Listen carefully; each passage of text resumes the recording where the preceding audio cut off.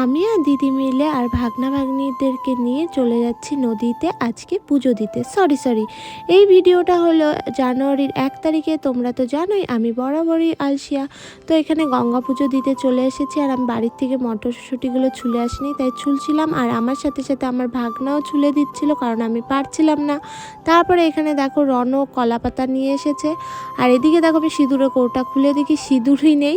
তো এখানে দেখো আমি এখন গঙ্গা পুজো করব, দিদি যেভাবে দেখিয়ে দিচ্ছে সেইভাবেই। আর হ্যাঁ, এই আমি গঙ্গা পুজোটা কেন করছি, কারণ অনেক বছর আগে আমি মানত করেছিলাম। তখন ধরো 5-6-এ পড়তাম।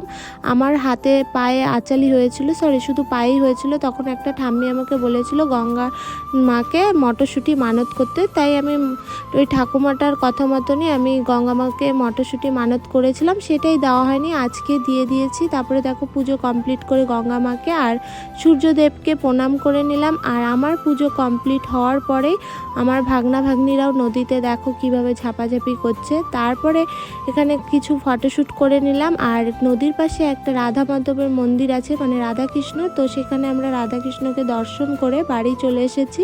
আর বাড়িতে মা এখানে দেখো মাংস করেছে, আর দিদি এখানে রাইস করছে। যেহেতু 1 জানুয়ারি ছিল, তাই আমরা বাড়ির সবাই মিলে একটু পিকনিক করেছিলাম। তারপরে তো এখানে দেখো ডান্স হচ্ছিলই, তো তোমরা দেখো ভিডিওটার মজা নাও।